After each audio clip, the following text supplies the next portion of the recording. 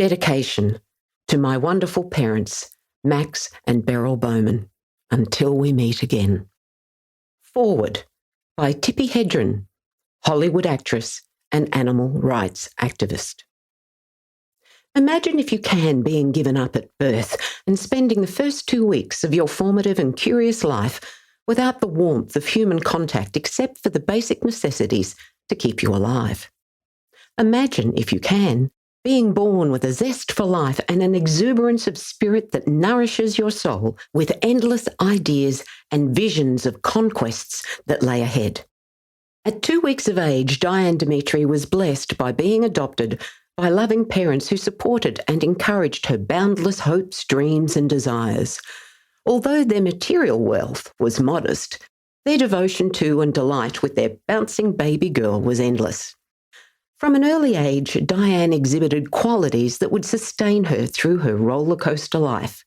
She was creative, questioning, and filled with ideas and goals as she looked forward to the life she imagined would unfold. During her 6 decades so far on Earth, Diane has been the catalyst for major legislative change in industrial relations concerning an important social issue. She has plummeted to the depths of despair, and she has risen like a phoenix from the ashes to become a glamorous, competent, and respected businesswoman whose projects and endeavours span the globe. Her innate warrior spirit combined with her intuitive spiritual insights have held her in good stead, even when those around her strove to see her professionally and psychologically destroyed. It is perhaps that warrior spirit which rose in her darkest of hours that has drawn my admiration for this remarkable woman, to say nothing of her lifelong passion and devotion towards animal welfare, yet another facet of this rare diamond which shone like a bright light in the darkness for me.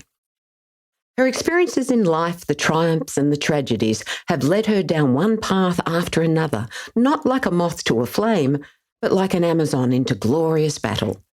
Along the way, both by accident and by design, she has acquired a wealth of knowledge and insights which she shares as whispered words of wisdom in this compelling memoir.